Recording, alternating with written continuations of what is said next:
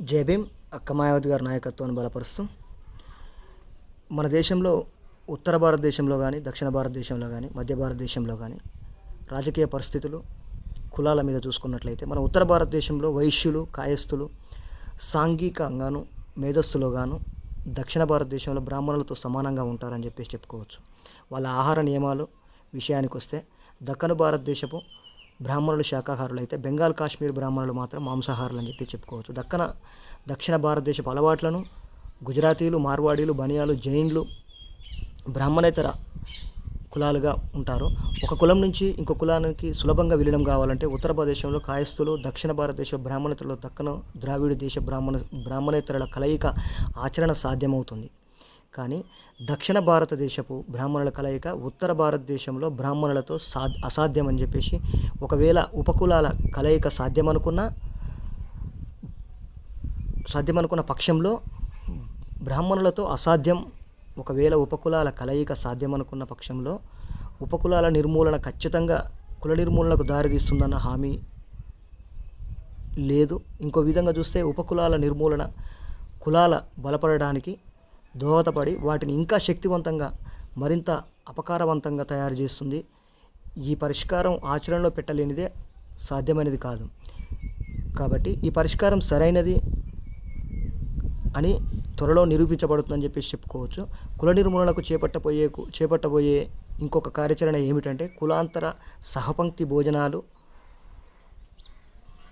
కానీ ఇది కూడా నా ఉద్దేశంలో సవ్యమైన మార్గం కాదని కూడా చెప్పుకోవచ్చు. సహపంక్తి భోజనాలు అనేవి చాలా కులాలను ప్రోత్సహిస్తాయి, కానీ సహపంక్తి భోజనాలు సర్వసాధారణమైనవి. కులతత్వానికి, కులభావాన్ని చంపడంలో విజయవంతం కాలేకపోయాయని చెప్పేసి కూడా మనకు చరిత్ర చెప్తుందని చెప్పుకోవచ్చు. నిజమైన పరిష్కారం కులాంతర వివాహమే అని చెప్పేసి గట్టిగా నేను నమ్ముతా కూడా. రక్త విలీనత ప్రాముఖ్యత పొంది వేర్పాటు సొంతవారు కాకపోయినా మా కులపు వాళ్ళు కాదు అనే కులతత్వం పుట్టించినటువంటి భావాలను అంతం చేస్తుంది. హిందూయేతర మధ్యలో సమాజంలో అత్యంత శక్తివంతంగా మారాలనేది ఒక సమాజం వేరే బంధాలతో గట్టిగా అల్లుకొని ఉంటే వివాహం అనేది సర్వసాధారణ సంఘటన అవుతుంది. కానీ సమాజం చిందరవందరంగా ఖండాలుగా కోసి వివాహం ఒక శక్తివంతమైన అల్లికగా, తీగగా మారి అది అత్యంత అవసరమైన తక్షణ చర్యలు చేపట్టవలసిన కుల నిర్మూలన నిజమైన పరిష్కారం కులాంతర వివాహం అని చెప్పేసి, వేరే పరిష్కారం కులతత్వానికి కరిగించలేదనేది కూడా చెప్పుకోవచ్చు. ఇకపోతే దక్షిణ భారతదేశంలో కానీ డాక్టర్ బిఆర్ అంబేద్కర్ గారి ప్రజ్ఞ కానీ చూసుకుంటే, అంబేద్కర్ గారు భారతదేశంలో అనేక వైవిధ్యాలను ముందుంచారు.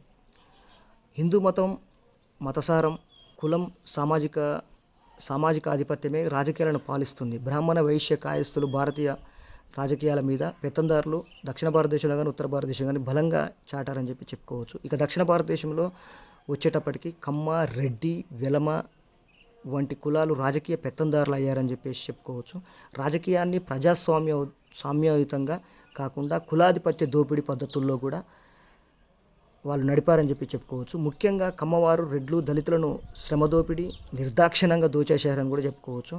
నీతి, వ్యక్తిత్వం లేకుండా పొలాల గట్లు జరిపేయడం, భూమి ఆక్రమించుకోవడం, భూములు లాక్కోవడం, భూముల కోసం మనుషులను చంపడం, దళితుల స్త్రీలను మానభంగాలు కూడా చేయడం అని చేశారని కూడా చెప్పుకోవచ్చు.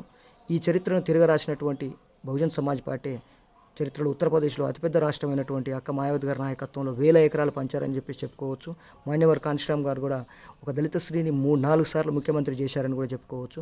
కేవలం బహుజన్ సమాజ్ పార్టీ ఈ దేశంలో బడుగు బలహీన వర్గాలకు ఒక ఇల్లు లాంటిదని చెప్పేసి కూడా చెప్పుకోవచ్చు. ఈ ఆధిపత్య కులాలుగా విభజించి పాలించడమే ఈ ఆధిపత్య బీజేపీ, కాంగ్రెస్, లెఫ్ట్ సైడ్ పార్టీలు అని కూడా చెప్పుకోవచ్చు. కాబట్టి బహుజన్ సమాజ్ పార్టీ దేశానికి అంతిమం, భారత రాజ్యాంగమే ఈ దేశానికి అంతిమం. భారత రాజ్యాంగాన్ని కాపాడడమే ఈ బహుజన్ సమాజ్ పార్టీ లక్ష్యం అని కూడా చెప్పుకోవచ్చు. జై భీమ్, జై భారత్, జై బీఎస్పీ.